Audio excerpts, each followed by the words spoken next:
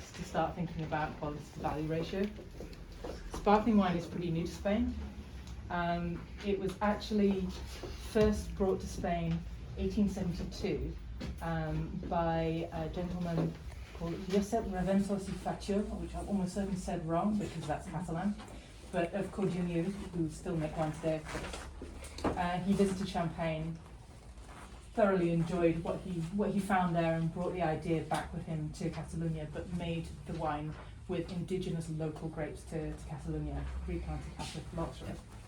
And Cava literally means cave, so it's based on the cave where the wine cellars that would be used to store the wine.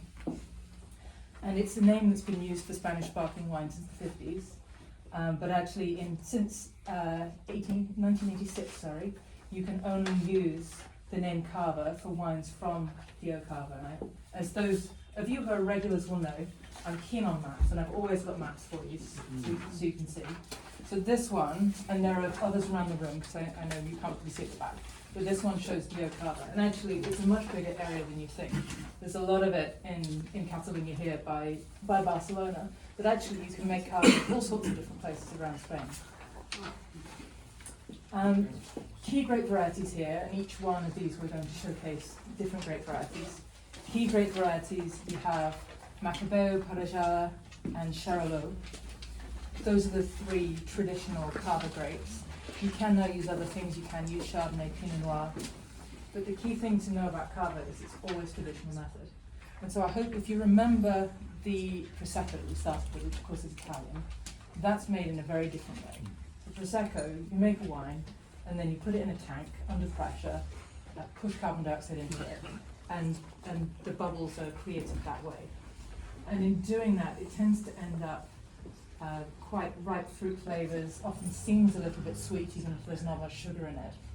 Whereas a traditional method wine, you make a base wine and then you put the sugar and the yeast in the bottle, and so there's much more exposure to the yeast as the carbon dioxide is being created also inside the bottle. So you end up with a much gentler bubbles, and also that sort of yeasty bready flavour. And that's the same way Champagne is made. It's the same way that Cremant is made. All of the top quality sparkling wines that you think of around the world are made in that way, and Cava is the same. So bear that in mind when you're in the supermarket looking at Prosecco and Cava and thinking about the price, that this is a traditional method wine.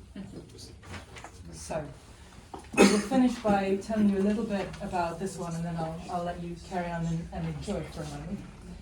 So this one is the Wine Society's exhibition Cava Reserva. It's from 2022, and Reserva means it spent 15 months on the lease with the yeast. The producer is called Sumaroca. They are a small family-run producer.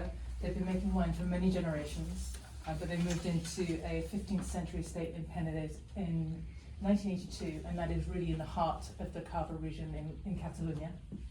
They use all their own fruit, 100% their own fruit, and they're the largest producer of Cava that does that. Anything larger, they're buying fruit in. And they are really focused on quality. They use only the free-run juice, they pick at night, and I think what they've produced is really lovely. I hope some of you still have some left as I'm talking about it. And I think there's a little bit more for those who have got through it. But what I'd like